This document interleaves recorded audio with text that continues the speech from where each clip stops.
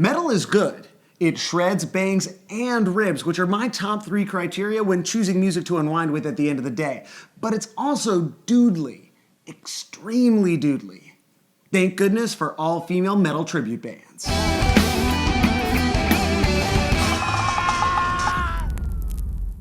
Tip of the hat to Sluja Trof for suggesting this topic. Prior to that comment, my experience with this genre was limited to local Toronto rippers Vag Halen.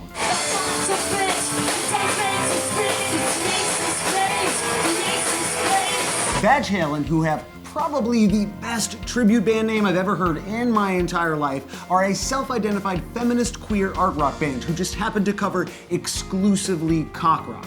It's not just a gimmick because they completely shred, and there is nothing subtle about the political undertones of a band like them covering the boys in the bright white sports car at a pride party.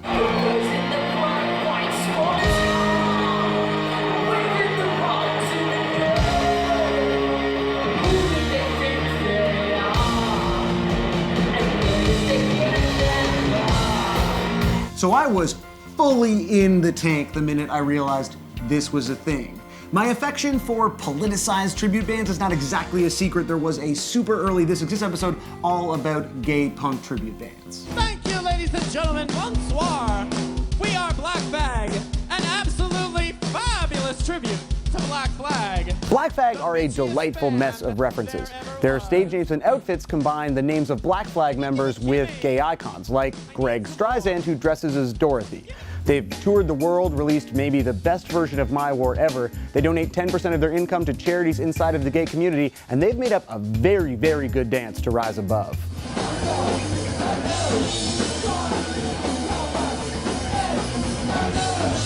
The ideology driving bands like Black Flag is the same motivating Vag Halen. These are fans whose communities have been alienated in some capacity by the music that they love.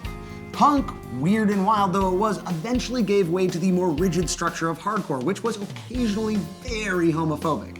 And metal has just consistently pushed women to the background, unless it was for an album cover. As a person who is literally the target demographic for almost all media ever created, I can only imagine that it would be a bummer if every album cover that I loved was a handsome white dude with glasses being impaled by a snake's giant dick, and then all of the songs were about my strong, beautiful pecs. But riffs are riffs, and just because metal excluded and objectified women doesn't mean they didn't love it just the same, which is a long way of saying that AC/DC rocks.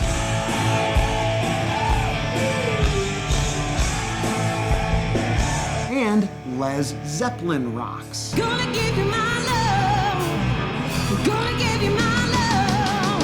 Oh, want a whole lot of love. Additionally, it is worth noting that the bitch fits definitely rock.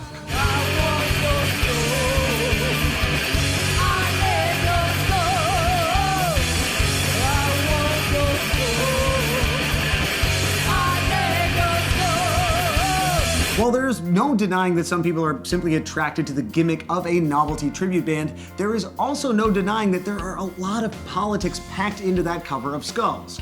Or this Judas Priestess version of You Got Another Thing Coming.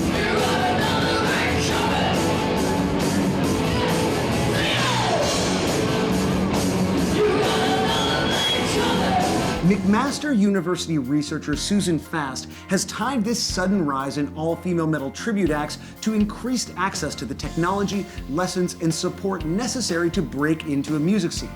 You might take this for granted if you're like me, but this is a relatively recent development for many of the non-white dudes in our midst.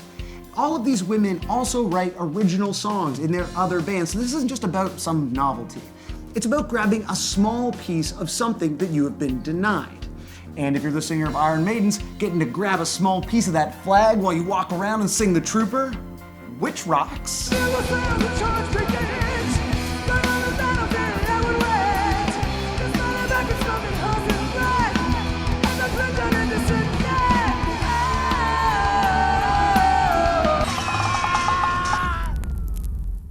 What do you think? Are these bands inherently political, or are they just ripping party bands?